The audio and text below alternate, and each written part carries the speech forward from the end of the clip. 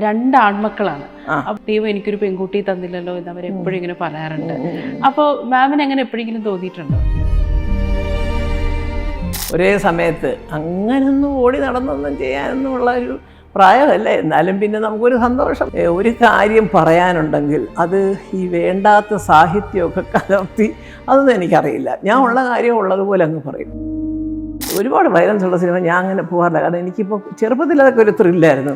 ഇപ്പോൾ നമുക്ക് അവിടെ പോയിരിക്കുമ്പോൾ ഒരു ടെൻഷൻ എന്താണോ എന്തോ. ഞാൻ എൻ്റെ പിള്ളേരോട് തന്നെ പറയും, ഓ എന്തോ വേടാ ഇങ്ങനെയൊക്കെ പറന്നടിക്കുന്നതൊക്കെ ഞാൻ ചോദിക്കാറുണ്ട് ചിലപ്പോൾ.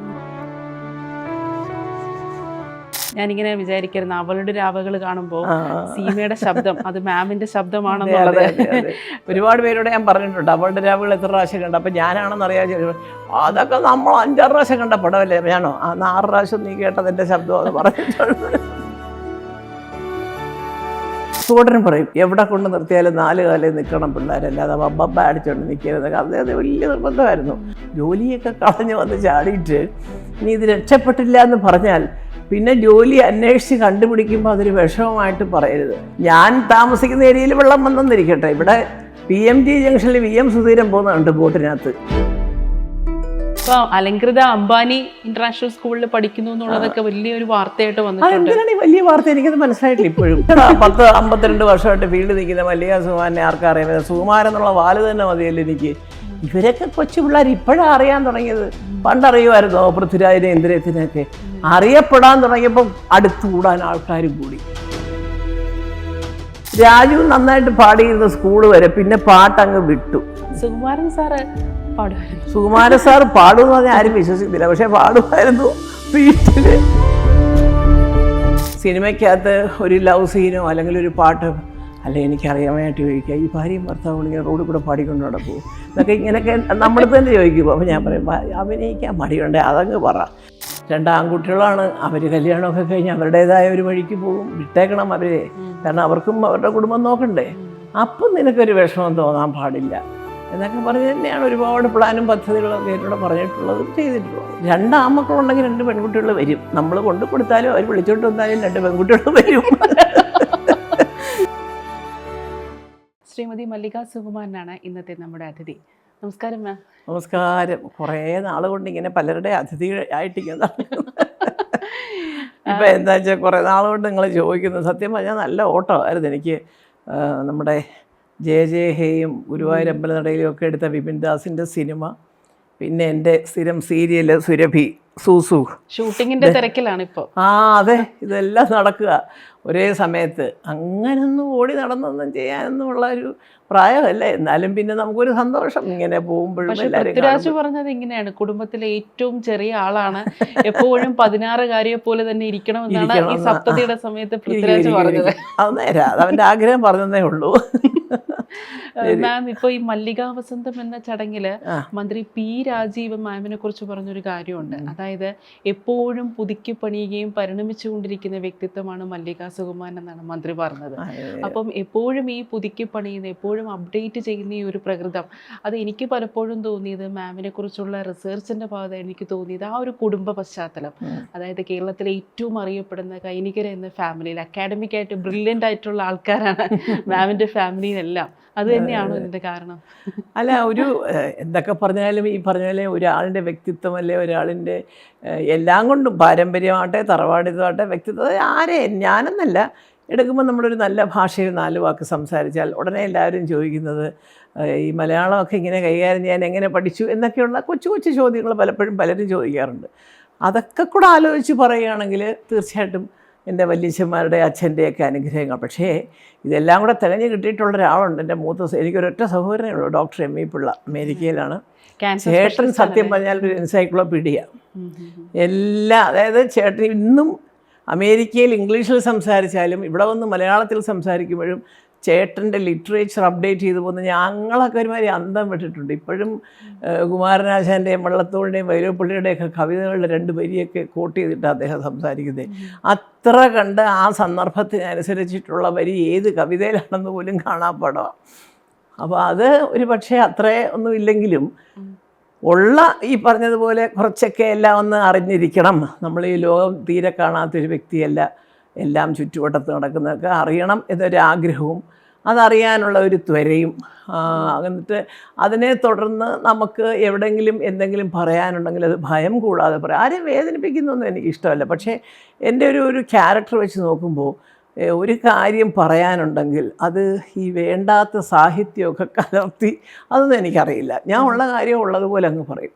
ഇപ്പോൾ മിനിസ്റ്റർ രാജീവിൻ്റെ കാര്യം പറയും. ഞാൻ എന്നും പറയുന്നത് എനിക്ക് അദ്ദേഹത്തിനെ ഒരു രാഷ്ട്രീയത്തിൽ ഇറങ്ങിക്കഴിഞ്ഞാൽ ചീത്തവിളി കേൾക്കലാണല്ലോ ജോലി. അത് പൊതുജനത്തിൻ്റെ ആയാലും ആരുടെ നിന്നായാലും. പക്ഷേ അദ്ദേഹമൊക്കെ എന്തെല്ലാം ആരെല്ലാം പറഞ്ഞാലും ഒരു ഡിബേറ്റിലൊക്കെ വന്നിരുന്ന ഒരു ന്യൂസ് ഹവറിലൊക്കെ വന്ന് ഉപയോഗിക്കുന്ന ഭാഷ കണ്ടിട്ടില്ലേ? അതേസമയം ചിലർ മറ്റേ പൊടാ ഞങ്ങൾ നിൻ്റെ വീട്ടിൽ ചെന്ന് പറയടാ ഇങ്ങനെയൊക്കെ പറയുന്നവരുണ്ട് മൈക്കിൽ ടി വിയിലിരുന്നുണ്ട്. അപ്പോൾ നമ്മൾ വിചാരിക്കും ഈശ്വര ഓരോരുത്തരുടെ രീതികളായിരിക്കും ഇതൊക്കെ. അതായത് വെറും എന്താ പറയുക, നമ്മൾ ജനങ്ങൾ വോട്ടിട്ട് തിരഞ്ഞെടുത്തൊരു വ്യക്തിയാണ് ഞാനെന്നുള്ള ആ ഒരു ഇതൊക്കെ മറന്നിട്ട് അത് പാടില്ല. ഞാനെപ്പോഴും അക്കാര്യത്തിൽ മിനിസ്റ്റർ രാജീവിനെ ഒരുപാട് ബഹുമാനിക്കുന്ന ഒരാളാണ്. നന്നായിട്ട് സംസാരിക്കുക, വളരെ പറയേണ്ട കാര്യങ്ങൾ പറയേണ്ട രീതിയിൽ മനസ്സിലാവുന്നത് പോലെ പറയുക. എന്നിട്ടും ചീത്ത വിളിക്കുന്നത് എന്നാൽ പിന്നെ നിങ്ങൾ വിളിച്ചോ എന്നുള്ളൊരു ശാന്തതയുണ്ടല്ലോ, അതൊരു വല്ലാത്ത കഴിവാണ്. എല്ലാവർക്കും കിട്ടില്ല അത്. അപ്പോഴത്തേക്ക് പെട്ടെന്ന് ഇറിറ്റേറ്റഡാവുന്ന കണ്ടിട്ടില്ലേ ചെറുപ്പക്കാർ? കുറച്ച് പ്രായത്തിൻ്റെ ഉണ്ടാകും. പക്ഷെ എന്നാലും എൻ്റെ ഒരു അഭിപ്രായത്തിൽ അങ്ങനെ ഒരു ന്യൂസ് ഹവറിലൊക്കെ വന്നിരുന്നിട്ട് അമ്മാതിരി ഭാഷയൊക്കെ ഉപയോഗിക്കാൻ പാടില്ല എന്നുള്ളതാണ് എൻ്റെ ഒരു അഭിപ്രായം, സത്യം പറയാം.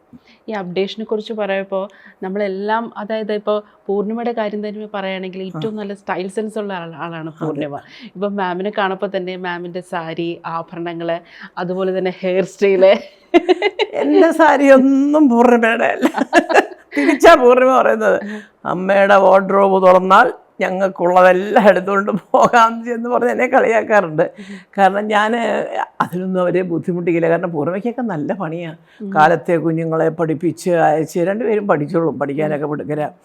പിന്നെ അത് കഴിഞ്ഞുകൊണ്ടേ ബൊട്ടിക്കൊണ്ട് അവിടെ പോയത് മാത്രമല്ല, പൂർണിമ ഈ ബ്രൈഡൽ ഡ്രസ്സൊക്കെ തന്നെത്താനെ കുത്തിയിരുന്ന് ഡിസൈൻ ചെയ്ത് ഇവിടെ പേള് വയ്ക്കുക, അവിടെ കല്ല് വയ്ക്കുന്നത്. ഇതെല്ലാം കൂടെ കഴിഞ്ഞ് അപ്പോഴത്തേക്ക് വൈകിട്ട് കുട്ടികൾ വരാറാവും. തിരിച്ച് വീട്ടിൽ വന്നു. അപ്പോൾ അവർക്ക് ഹോംവർക്ക് ഉണ്ടോ എന്ന് നോക്കി, ട്യൂഷൻ ഇവിടെ ഉണ്ടോ, ട്യൂഷൻ വിട്ടു. വല്ലാത്ത ജോലിയാണ്. അപ്പോൾ ഇതിനിടയ്ക്ക് എൻ്റെ സാരി കാര്യമൊക്കെ ചോദിച്ചുകൊണ്ട്. അല്ല, ഈ സാരിയൊക്കെ എങ്ങനെയാണ് മാം തന്നെയാണോ ഞാൻ തന്നെ പോയിട്ട് വാങ്ങിക്കുന്നതാണ്. പിന്നെ ഓണത്തിനൊക്കെ അവരൊക്കെ കൊണ്ടുതരും സാരിയും അല്ലാത്ത എല്ലാം വില കൂടിയ സാധനങ്ങളൊക്കെ കൂടുതലും തരുന്നത് മക്കൾ തന്നെ. ഈ ഹെയർ സ്റ്റൈല് മാമിൻ്റെ സ്വന്തം ഐഡിയ ആണോ? ഇത് ഒരുപാട് വർഷങ്ങളായി. ഇപ്പോൾ ഞാൻ കുറച്ച് കൂടുതൽ ട്രിം ചെയ്തിരിക്കുക. ഈ സിനിമയ്ക്കൊരു വിപിൻദാസിൻ്റെ സിനിമയിൽ കുറച്ചൊരു നരച്ചൊരു വിഗ്ഗാണ്. ആ വിഗ്ഗ് വയ്ക്കാനുള്ള സൗകര്യത്തിന് ഉണ്ടായിരുന്ന കുറച്ച് മുടിയും കൂടെ വെട്ടിക്കളഞ്ഞു ഞാൻ. അത് വളരെ മുമ്പ് സൂടനുള്ളപ്പോഴാണ് എനിക്ക് ഈ സ്പോൺലൈറ്റിസിൻ്റെ ഈ പെയിനുണ്ട്. തല വേർത്താൽ എനിക്ക് ഇവിടെ ഇങ്ങനെ വേദന, തലനീരിറങ്ങുന്ന ഒരു ഇത് വരുമായിരുന്നു. അപ്പോൾ അങ്ങനെ ഒന്ന് ലക്ഷ്മി അന്ന് സൂടനോട് അഭിനയിക്കുകയാണ്, അന്തിവെയിലെ പൊന്ന്. അപ്പോൾ ലക്ഷ്മി അപ്പോൾ ആദ്യമായിട്ട് അന്ന് ബോബ് ചെയ്ത്, പിന്നെ വളർത്തി വീണ്ടും ഇപ്പോൾ ബോബ് ചെയ്ത് ലക്ഷ്മി. അപ്പോൾ പറഞ്ഞു മുടി ബോബ് ചെയ്താൽ ശരി എനിക്കുണ്ട് മല്ലിക. അപ്പം ഞാൻ പറഞ്ഞു സോട്ടാ ലക്ഷ്മി ഇങ്ങനെ പറയുന്നു, കുറച്ചൊന്നും ഞാനിങ്ങനെ ബോബ് ചെയ്യുന്നു, അല്ല എനിക്ക് നല്ല മുടിയാണ്, ഇതുവരെ ഉണ്ടായിരുന്ന മുടി ഒന്ന് വെട്ടട്ടെ, എനിക്കും ഈ പറഞ്ഞ പോലെ ഇത് വെച്ച് കെട്ടാനും പിടിക്കാനും തല വേർക്കുന്നു കണ്ടമാനം, കുറച്ചൊന്ന് വലിയ അത് ബോബ് ചെയ്യുന്നില്ല. സൂടൻ്റെ മറുപടി, മുട്ടയടിച്ചാലും എനിക്ക് വിരോധമൊന്നുമില്ല, അതെൻ്റെ ഇഷ്ടം. ഇങ്ങനെയാണല്ലോ അദ്ദേഹത്തിൻ്റെ മറുപടി ആയിലൂടെ. അപ്പോൾ അത് കാരണം പിന്നെ അന്ന് തുടങ്ങിയതാണ്. പിന്നെ ഇടയ്ക്ക് ഞാൻ കുറച്ച് വളർത്തി കഴിയുമ്പോൾ എനിക്ക് തോന്നി ശല്യമാണ്. ഈ കൊച്ചു പിള്ളേരോട് രാവിലെ ക്ലിപ്പ് അന്വേഷിക്കണം, അത് അന്വേഷിക്കും, ഇതാകുമ്പോൾ എളുപ്പമുണ്ട്, ജീവി വെച്ചോണ്ട് ഇറങ്ങി അങ്ങ് പോകാം. ഈ പലപ്പോഴും ഈ മാമിൻ്റെ ഇൻ്റർവ്യൂസ് പ്രേക്ഷകർക്ക് ഇഷ്ടപ്പെടാനുള്ള കാര്യം ഈ തുറന്നു പറയുന്ന ഒരു പ്രകൃതം. അല്ല, തുറന്ന് പറയണമെന്നാണ് ഞാൻ പറഞ്ഞത്. സത്യം പലപ്പോഴും കേരളത്തിലെ ജനങ്ങളോട് നമ്മൾ ഈ അഭിനയിച്ച്, അത് ഞാനിപ്പം പൊതുജനത്തിനോട് മാത്രമല്ല എൻ്റെ മക്കളോടും മരുമക്കളോടും ഒക്കെ ഞാൻ പറയും, നമ്മളായിട്ട് അറിഞ്ഞാൽ നമ്മൾ ആരാന്ന് ജനത്തിനറിയാം. നമ്മൾ പറയണ്ട മല്ലികാ സുകുമാരൻ എവിടെ നിന്ന് വരുന്നു, അത് ആരുടെ മോളാണ്, എന്താ അവരുടെ കുടുംബം, എല്ലാം അറിയാം. പിന്നെ നമ്മളതല്ല എന്നുള്ള മട്ടിൽ അഭിനയിച്ചാൽ അത് പെട്ടെന്ന് കേരളത്തിലെ ജനങ്ങൾ നല്ല ബുദ്ധിയുള്ളവരത് മനസ്സിലാക്കും. അയ്യോ മല്ലിക ചേച്ചി പണ്ടേ ഇങ്ങനെ എന്ന് പറയുന്നത് തന്നെയാണ് എനിക്ക് ഞാനായിട്ട് തന്നെ ഹ്യൂമർ ഒരു മിക്സപ്പ് ഉണ്ടല്ലോ. അതാണ് എനിക്കങ്ങനെ ആരെയും വാക്കുകൾ കൊണ്ടൊരു കഠിനമായ ഭാഷയിൽ സംസാരിച്ച് വേദനിപ്പിക്കാൻ ഇഷ്ടമല്ല. പക്ഷേ എങ്കിലും തെറ്റ് ചെയ്താൽ ഞാൻ പറയാം അത് വേണ്ടായിരുന്നു എന്ന് ഞാൻ പറയാറുണ്ട്. അതിപ്പം ഞാനങ്ങനെ പറയുന്നത് കൊണ്ട് ഇനിയിപ്പോൾ സർക്കാരിൻ്റെ ഭാഗത്തു നിന്നാണെങ്കിൽ പോലും ഏത് മന്ത്രിസഭയുടെ കാര്യമല്ല, ഞാൻ പറയുന്നത് ആത്മാർത്ഥമായൊരു കാര്യമാണെന്ന് അവർക്കറിയാം. ഞാനല്ലാതെ രാഷ്ട്രീയമായതുകൊണ്ട് കുറ്റപ്പെടുത്താൻ വേണ്ടി ഞാനൊന്നും കണ്ടുപിടിച്ച് പറയാറില്ല. അത് വേണ്ട സാർ, അതൊരു ശരിയാവുന്ന ഇത് എന്ന് പറഞ്ഞിട്ട് എന്താ തെറ്റ്? എനിക്ക് ഒന്നും വേണ്ട, എനിക്ക് ശമ്പളവും വേണ്ട, സർക്കാരൊന്നും വേണ്ട. പക്ഷേ ഞാൻ എല്ലാ സർക്കാരിലുള്ളവരോടും എനിക്കറിയാം. പക്ഷേ ഞാൻ ഒരു 4-5 വർഷം നടന്നിട്ട് നടക്കാത്തൊരു കാര്യം വന്നപ്പോൾ ഞാൻ ആലോചിച്ചോ പാവം എൻ്റെ അച്ഛനൊക്കെ കതറുമൊക്കെ ഇട്ട് വലിയ കോൺഗ്രസ്സുകാരനായിട്ടൊക്കെ നടന്നിട്ട് ചെയ്തേനേയും ഞാൻ തന്നെ നേരിട്ട് പോയി പല പ്രാവശ്യം ബുദ്ധിമുട്ടിച്ചെങ്കിൽ നടന്നേനേയും. പക്ഷേ അധികം ബുദ്ധിമുട്ടിക്കാതെ ഒറ്റ പ്രാവശ്യം ഞാൻ പോയി കണ്ടു. 2018 ഈ എല്ലാ ഡാമും കൂടെ തല്ലാതെ ഈ ആൾക്കാർ പറഞ്ഞ പോലെ അവിടെ എപ്പോഴും അങ്ങ് വെള്ളം കയറുകയൊന്നുമല്ല. 2018 ഈ 3-4 ഡാം തുറന്ന് അത് എന്ന് പറഞ്ഞാൽ ഇപ്പം ഞാൻ താമസിക്കുന്ന ഏരിയയിൽ വെള്ളം വന്നെന്നിരിക്കട്ടെ, ഇവിടെ PMG ജംഗ്ഷനിൽ VM സുധീരൻ പോകുന്നുണ്ട് ബോട്ടിനകത്ത്. അപ്പോൾ അവിടെ വരെ കോസ്മോ ഹോസ്പിറ്റലിൻ്റെ താഴത്തെ ഫ്ലോറിൽ വെള്ളം കയറി. അപ്പോൾ ആ ഒരു സമയത്ത് ഇങ്ങനെ ഈ പറഞ്ഞതുപോലെ ഞാൻ വിചാരിച്ചു അയ്യോ ഇവിടെയൊക്കെ ഒന്ന് ശരിയാക്കി. ഞാൻ ചെന്ന് പറഞ്ഞപ്പോൾ സത്യം പറയുകയാണെങ്കിൽ ഇന്നിപ്പം ഭരിക്കുന്ന സഖാവ് പിണറായി വിജയൻ എന്ന് പറയുന്നത് നമ്മുടെ ബഹുമാനപ്പെട്ട മുഖ്യമന്ത്രിയാണ്. ഇമ്മീഡിയറ്റായിട്ട് പറഞ്ഞു, ഞാൻ പറഞ്ഞു സാറേ എൻ്റെ വിഷമം മനസ്സിലാക്കണം, ഞാൻ ഒറ്റയ്ക്കാണ്, മക്കളില്ല, കൊറോണയാണ്, പുറത്തിറങ്ങരുതെന്ന് പറയുന്നു, വീട്ടിൽ വന്ന് വെള്ളം കയറുന്നത് ഈ നമ്മൾ ഇറങ്ങി ഓടാതിരിക്കാൻ പറ്റുമോ? കൊറോണയാണേ ഞാനിവിടെ കിടന്ന് മുങ്ങിച്ചെത്തോളാം എന്ന് പറയാൻ പറ്റുമോ? അപ്പോൾ അത് ആകെ മൊത്തം എനിക്കൊരു പേടിയായിപ്പോയി. അപ്പോൾ ഭാഗ്യത്തിന് അന്ന് എൻ്റെ സഹോദരൻ വന്നിട്ടുണ്ട്. അപ്പോൾ ഞാൻ പറഞ്ഞിട്ട് ഞാൻ ഒന്ന് പോയി കണ്ടിട്ട് എന്താ കാര്യം പറയണം, നമ്മുടെ ആവശ്യങ്ങൾ ഈ ബന്ധപ്പെട്ട വകുപ്പിൽ പറയുമ്പോൾ അങ്ങോട്ട് നീങ്ങുന്നില്ല എന്നുണ്ടെങ്കിൽ അതിൻ്റെ മുകളിലുള്ളവരോട് പറയുക, അതല്ലേ പറ്റുള്ളൂ, ഞങ്ങൾക്കൊക്കെ അല്ല എന്ത് ചെയ്യാൻ പറ്റും, അങ്ങനെയെന്ന് പറഞ്ഞു. അദ്ദേഹം ഇമ്മീഡിയറ്റായിട്ട് ആക്ഷൻ എടുക്കുമായിരുന്നു. അപ്പം ഞാൻ ആലോചിക്കും കുറേയൊക്കെ ഈ പാർട്ടി അടിസ്ഥാനത്തിൽ കോൺഗ്രസ് ഭരിച്ചാലും കമ്മ്യൂണിസ്റ്റ് ഭരിച്ചാലും ആര് ഭരിച്ചാലും തെറിവിളി കേൾക്കും. പിന്നെ ഒരു പാർട്ടിയുടെ തലപ്പത്തിരുന്ന് ഭരിക്കുന്ന ആളിനെ എല്ലാവരുടെയും ഇഷ്ടങ്ങൾ സാധിച്ചു കൊടുക്കാൻ പറ്റിയെന്ന് വരത്തില്ല. ഇപ്പം ഞങ്ങളെയൊക്കെ വെറുതെ വിടുന്നുണ്ടോ? അപ്പോൾ അതുകൊണ്ട് എന്ന് വിചാരിച്ചിട്ട് ഒരു കാര്യം ചെന്ന് പറഞ്ഞപ്പോൾ ഇതെന്താ സംഭവം? ഞാൻ പറഞ്ഞു ഇങ്ങനെ വെള്ളം വീട്ടിലേക്ക് വെള്ളം 4 ഭാഗത്തു നിന്നുള്ള റോഡിൽ നിന്ന് വരുന്നുണ്ടെന്നൊക്കെ പറഞ്ഞ് പിറ്റേ ദിവസം കളക്ടറൊക്കെ കൂടെ വന്നു നോക്കി. അവിടെ എല്ലാം ഈ പറഞ്ഞതിൻ്റെ തൊട്ട് ഇതൊക്കെ ചെയ്തു. ഒരു കനാലുണ്ടായിരുന്നു അവിടെ, അതെല്ലാം ക്ലീൻ ചെയ്തു, റോഡൊക്കെ ശരിയാക്കി. അത് ഒറ്റ പ്രാവശ്യം ഞാൻ പറഞ്ഞുള്ളൂ അത് ചെയ്തു തന്നു. പക്ഷെ അതിന് ശേഷം കുറച്ച് വർക്ക് പെൻഡിങ് തിരുവനന്തപുരം കോർപ്പറേഷനുണ്ട്. അതും കൂടെ ഞാൻ ഇനി ബഹുമാനപ്പെട്ട മുഖ്യമന്ത്രിയെ ചെന്ന് കാണണമെന്ന് വിചാരിക്കുക. അത് നീങ്ങുന്നില്ല അങ്ങോട്ട്. ആ കോർപ്പറേഷൻ ഏറ്റവും നടക്കണമുണ്ട് ഇപ്പോഴും. മാം ഇപ്പോൾ സംസാരിക്കുമ്പോൾ തന്നെ ആ ശബ്ദത്തിൻ്റെ ഒരു ക്ലാരിറ്റിയും അതുപോലെ തന്നെ മോഡുലേഷനും ഞാനിങ്ങനെ വിചാരിക്കുന്നു അവളുടെ രാവകൾ കാണുമ്പോൾ സീമയുടെ ശബ്ദം അത് മാമിൻ്റെ ശബ്ദമാണെന്നുള്ളത് ഒരുപാട് പേരോട് ഞാൻ പറഞ്ഞിട്ടുണ്ട്. അവളുടെ രാവുകൾ എത്ര പ്രാവശ്യം കണ്ട, അപ്പം ഞാനാണെന്ന് അറിയാൻ അതൊക്കെ നമ്മൾ 5-6 പ്രാവശ്യം കണ്ട പടമല്ലേ, ഞാനോ 6 പ്രാവശ്യം നീ കേട്ടതിൻ്റെ ശബ്ദം എന്ന് പറഞ്ഞിട്ടുണ്ട്. അല്ല ഇപ്പോൾ ആ ഒരു വല്ലാത്തൊരു വിവാദം സൃഷ്ടിച്ചൊരു സിനിമയായിരുന്നു സീമയുടെ കഥാപാത്രം. ആ ഒരു ശബ്ദം, ആ ഒരു സീമയുടെ ശബ്ദത്തിൽ മാമാണ് സംസാരിക്കുന്നത് കേട്ടപ്പോൾ പ്രത്യേകിച്ചും ഇങ്ങനൊരു റോളാണ് ഇതൊരു, നമുക്ക് ആ സിനിമയുടെ ഒരു തിരക്കഥ കേൾക്കുമ്പോൾ തന്നെ കഥാപാത്രം കേൾക്കുമ്പോൾ തന്നെ നമുക്ക് മനസ്സിലാവുമല്ലോ ഇത് വലിയ രീതിയിൽ വിവാദമാവാൻ സാധ്യതയുണ്ടെന്ന്. അപ്പോൾ മാമിന് ആ സമയത്ത് വളരെ ചെറിയ പ്രായമല്ലേ, അപ്പോൾ അത് എങ്ങനെയായിരുന്നു ഈ ഒരു? അതിൻ്റെ കാര്യം എന്താണെന്ന് വെച്ചാൽ അന്ന് സുവേട്ടൻ, കുതിരവട്ടം പപ്പുവേട്ടൻ, അതിൻ്റെ പ്രൊഡ്യൂസർ രാമേന്ദ്രൻ, അപ്പോൾ ഇവരെല്ലാവരും കൂടെ ഒരു വീട്ടിലെ താമസം. IV ശശി സാറ് വലിയ സുഹൃത്തും, ഇവരെല്ലാവരും കൂടെ വൈകുന്നേരം ഒന്നിച്ചൊരു വീട്ടിലാണ് എല്ലാവരും കൂടെ. അപ്പോൾ അങ്ങനെ ഇരുന്ന് ഈ പറഞ്ഞതുപോലെ ഞാനും സുവേട്ടനും ജസ്റ്റ് ഒന്ന് പരിചയപ്പെട്ട സമയമാണ്. പരിചയപ്പെട്ട് ഇങ്ങനെ സുവേട്ടൻ്റെ അനിയത്തി എൻ്റെ കൂടെ പഠിച്ചതാണ് കോട്ടൺ ഹില്ലും വിമൻസ് കോളേജിലും ഒക്കെ.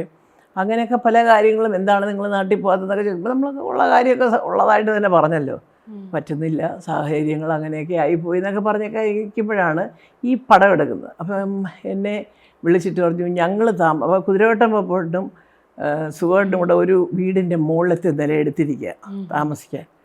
അതിൻ്റെ താഴെ തന്നെയാണ് ഒരു ചെറിയ കുടിലിട്ടൊരു സെറ്റ്, അതിലൊരു പാട്ടുണ്ട്. സീമയുടെ ഒരു ഫ്ലാഷ് ബാക്ക് പോലെയാണ് അമ്മ പാട്ട് പാടി ഉറക്കിയതും ഒക്കെ. അതെ അതെ. അപ്പോൾ അത് നിങ്ങൾ ചെയ്യണം എന്നാണ് ഞാൻ പറഞ്ഞു. പിന്നെന്താ അത് ചെയ്യാമല്ലോ എന്ന് പറഞ്ഞു. അവർ ശശി സാറ് വിളിച്ചു, പറഞ്ഞു ഇങ്ങനെയൊക്കെയാണ്, നല്ല പാട്ടാണ്. പിന്നെ ആ ക്യാരക്ടർ അങ്ങനെ പെട്ടെന്ന് മറക്കത്തില്ല, കാരണം സീമയുടെ ജീവിതമായിട്ട് വെച്ച് നോക്കുമ്പോൾ ഇങ്ങനെയൊക്കെ എൻ്റെ അമ്മ ഞങ്ങളെ നോക്കിയിട്ട് ഇപ്പോൾ എൻ്റെ ഗതി കണ്ടില്ലേ എന്നുള്ളതാണ് അതിനകത്തെ ഒരു സംഭവം എന്നൊക്കെ പറഞ്ഞ് അങ്ങനെ ഞാൻ സുവേട്ടൻ്റെ വീടിൻ്റെ പുറകുവശത്താണ് ഇതിൻ്റെ സെറ്റ്. അങ്ങനെ അവിടെ പോയി അഭിനയിച്ച് കഴിഞ്ഞപ്പോഴാണ് സ്ഥിരമായിട്ടുള്ളൊരു വോയിസ് അല്ലാതെ ഒരാൾ സീമയ്ക്ക് ഡബ് ചെയ്താൽ കൊള്ളാം, കാരണം സീമയും പുതിയ നായികയല്ലേ എന്ന് പറഞ്ഞ് വിളിച്ചു. അതിനെ തുടർന്ന് ഞാൻ അവളുടെ രാവുകൾ ചെയ്തു, അടവുകൾ 18 ചെയ്തു, അനുമോദിനെ കുറേ പടം ചെയ്തു സീമയുടെ. പിന്നെ കുറച്ച് കഴിഞ്ഞപ്പോഴത്തേക്കും ഞങ്ങളുടെ കല്യാണമൊക്കെ കഴിക്കും എന്നൊരു ഉറപ്പെനിക്ക് വന്നപ്പോൾ സുകുമാരൻ സാർ എന്നായി വീട്ടിൽ പോയിരുന്നാട്ടെ ഡബ്ബിങ്ങും ഒക്കെ നിർത്തി എന്ന് പറഞ്ഞപ്പോഴാണ് പിന്നെ ഞാനത് കഴിഞ്ഞ് എൻ്റെ അച്ഛനും അമ്മയും. ഡബ്ബിങ്ങിൻ്റെ സമയത്തൊന്നും ഒരു ബുദ്ധിമുട്ടുണ്ടായിരുന്നില്ല? ഇല്ല ഇല്ല. അതിന് മുമ്പ് തന്നെ ഞാൻ ഒരുപാട് ഡബ്ബ് ഇട്ടു. കാരണം അന്നൊക്കെ നിങ്ങൾക്ക് അറിയുമെന്നറിയില്ല, ഈ തെലുങ്ക് കന്നഡ സിനിമകളൊക്കെ മലയാളത്തിലേക്ക് ഡബ്ബ് ചെയ്യും. അഭയദേവ് സാറാണ് അതിൻ്റെ മലയാളം സ്ക്രിപ്റ്റ് എഴുതുന്നത്.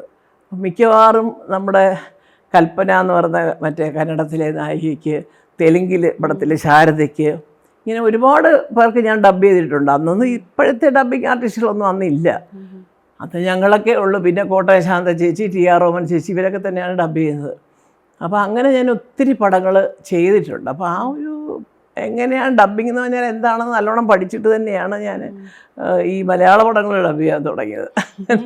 പിന്നെ സരിത എന്നുള്ള സിനിമയിൽ പാടിയിട്ടുണ്ടല്ലോ. അത് ചുമ്മാ 2 വരി. അയ്യോ, അതൊക്കെ പാട്ടെന്ന് പറയാനൊക്കത്തില്ല. വെറുതെ നിന്ന് കൂടെ ചുമ്മാ ഒരു മൂളി എന്നുള്ളതല്ലാതെ പാടാനൊക്കെ ഇവിടെ വലിയ പ്രഗത്ഭർ കിടക്കുകയല്ലേ, ഇഷ്ടം പോലെ ഉണ്ടല്ലോ. മക്കളും പാട്ടുകാരാണ്. ശരി, അതിപ്പോൾ ഇന്ദ്രനാണ് ഏറ്റവും നന്നായിട്ട് പാടുന്നത്. കാരണം അവൻ എപ്പോഴും പാട്ട് കൊണ്ടു നടക്കുന്ന ആളാണ്. രാജു നന്നായിട്ട് പാടിയിരുന്ന സ്കൂള് വരെ, പിന്നെ പാട്ടങ്ങ് വിട്ടു. അയാൾ കൂടുതൽ ഈ പറഞ്ഞിട്ട് പുസ്തക വായനയും ട്രാവലിങ്ങും അതും ഇതൊക്കെ ആയിട്ട്. ഇന്ദ്രൻ അങ്ങനെയല്ല, കാറിൽ പോകുമ്പോഴും ഒരു പുതിയ പാട്ട് വന്നാൽ അതിട്ട് കേട്ട് അതിൻ്റെ കൂടെ മൂളി പാട്ടിനോട് വലിയ. പിന്നെ അതുപോലെ തന്നെയാണ് ഇന്ദ്രൻ്റെ മക്കളും, 2 പേരും പാടും. സുകുമാരൻ സാറ് പാടുമായിരുന്നു. സുകുമാരൻ സാർ പാടുമെന്ന് പറഞ്ഞാൽ ആരും വിശ്വസിക്കത്തില്ല, പക്ഷെ പാടുമായിരുന്നു. വീട്ടിൽ റൊമാൻറ്റിക് ആണെന്ന് പറഞ്ഞാലും വിശ്വസിക്കില്ല. അല്ല, ഒരിക്കലില്ല. അതൊക്കെ വീട്ടിലേ ഉള്ളൂ. അത്തരം കളികളൊക്കെ വീട്ടിലേ ഉള്ളൂ.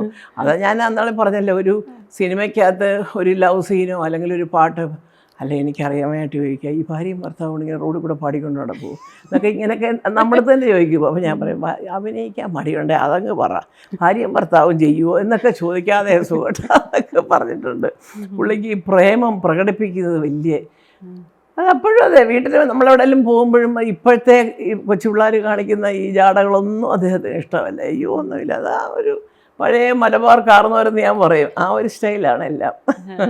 മാമിൻ്റെ ഈ ഭാഷാശുദ്ധി ഉണ്ടല്ലോ, ഭാഷയെക്കുറിച്ച് പറഞ്ഞപ്പോഴാണ് എനിക്ക് പെട്ടെന്ന് എം ടി സാറിനെ ഓർമ്മ വന്നത്. അതായത് എം ടി സാർ സംവിധാനം ചെയ്ത 6 സിനിമകളിൽ സുകുമാരൻ സാർ അഭിനയിച്ചിട്ടുണ്ട്. അപ്പോൾ വാസുവേട്ടൻ സംവിധാനം ചെയ്ത ചിത്രങ്ങളിലെല്ലാം നായകനായിരുന്നു സുകുവേട്ടൻ. സത്യം, അതെന്നും പറയും. ഞാൻ വാസുവേട്ടൻ്റെ വീട്ടിൽ എപ്പോഴും എനിക്ക് പോയി, അദ്ദേഹം കോഴിക്കോടാണല്ലോ, പക്ഷേ എന്നാലും 3-4 പ്രാവശ്യം പോയിട്ടുണ്ട്. പിന്നെ അത് കഴിഞ്ഞിട്ട് 1-2 ഫംഗ്ഷന് കണ്ടു. വാസുവേട്ടൻ എൻ്റെ ചേട്ടനുമായിട്ട് അതിനേക്കാളും അടുപ്പമായിരുന്നു. അദ്ദേഹം അമേരിക്കയിൽ പോകുമ്പോഴെല്ലാം സാഹിത്യപരമായിട്ടുള്ള സമ്മേളനങ്ങളോ മീറ്റിങ്ങോ, വലിയ മടിയായ യാത്ര ചെയ്യാൻ, എന്നാലും ഒരിക്കൽ കൊണ്ടുപോയി. ചേട്ടനെക്കുറിച്ചൊരു ലേഖനം എഴുതി ഞാൻ അദ്ദേഹത്തിൻ്റെ മരണസമയത്ത് ഞാനത് പറയുകയും ചെയ്തു. ഒരിക്കൽ ഒരു ബർത്ത്ഡേ നയാഗ്ര വെള്ളച്ചാട്ടത്തിൻ്റെ അവിടെ ആഘോഷിച്ചു. അതിനെക്കുറിച്ച് വാസുവേട്ടൻ തന്നെ ഒരിക്കൽ പറഞ്ഞിട്ടുണ്ട്, കഴിഞ്ഞ പിറന്നാൾ ഞാൻ അവിടെ ആയിരുന്നു എന്ന് ഒക്കെ പറഞ്ഞിട്ടൊക്കെയുണ്ട്. അപ്പോൾ അതുകൊണ്ട് അദ്ദേഹത്തിൻ്റെ അതൊക്കെ പറയുകയാണെങ്കിൽ മലയാള ഭാഷയ്ക്ക് മാത്രമല്ല ആ ഒരു പുണ്യം കിട്ടിയിരിക്കുന്നത്. ഇങ്ങനെ ഒരാളിൻ്റെ ജനിച്ച നാടാണ് കേരളം എന്നുള്ളതൊരു അഭിമാനം. മലയാള ഭാഷയിലൂടെയാണ് അദ്ദേഹം മലയാളികൾക്ക് മാത്രമല്ല അല്ലാത്തവർക്കും എന്തോ ഒരു സുപരിചിതന. അദ്ദേഹത്തിൻ്റെ ഇംഗ്ലീഷിലേക്ക് ട്രാൻസ്ലേറ്റ് ചെയ്ത പുസ്തകങ്ങളും അതും ഇതൊക്കെ വായിച്ചിട്ട് എത്ര പേരാണ് സംസാരിച്ചിരിക്കുന്നത്. വാസുവേട്ടൻ എന്നൊക്കെ പറഞ്ഞ് പിന്നെ അധികം സംസാരമില്ലല്ലോ, ചോദിക്കുന്ന ചോദ്യത്തിന് ഉത്തരം പറയാം. അല്ലാതെ കൊലകൊല്ലാന്ന് നമ്മുടെ കൂട്ടൊന്നും ഇരുന്നൊന്നും അതിനൊന്നും കിട്ടത്തില്ല. അദ്ദേഹത്തിന് വളരെ എന്തെങ്കിലും പറയും, നമ്മളതിൻ്റെ ഉത്തരം പറയും. വാസുവേട്ട ഇപ്പം എങ്ങനെയുണ്ട്? അല്ല, പിന്നെ എൻ്റെ ചേട്ടൻ വരുമ്പോഴൊക്കെ ഈ പറഞ്ഞോട്ട് ചേട്ടൻ കോഴിക്കോട് വഴി പോവുകയാണെങ്കിൽ ഒന്ന് പോയി കണ്ടിട്ട് വരും. എനിക്ക് അത്രയും ദൂരം തന്നെ മക്കളടുത്തില്ലാത്തതിൻ്റെ ഒരു ബുദ്ധിമുട്ട് എനിക്കുണ്ട്. അല്ലെങ്കിൽ ഞാനൊന്ന് പോയേനെയായിരുന്നു. പക്ഷേ ഇപ്പം നമുക്കും വയസ്സായതുകൊണ്ട് ഒരാൾ സഹായത്തിന് കൂടെ വരണം. എവിടെയെങ്കിലുമൊക്കെ പോകുമ്പോൾ മക്കളാണ് ഏറ്റവും സന്തോഷം. പിന്നെ അവരെ അങ്ങനെ കിട്ടാറില്ല, അവരും തിരക്കിലാണ് 2 പേരും.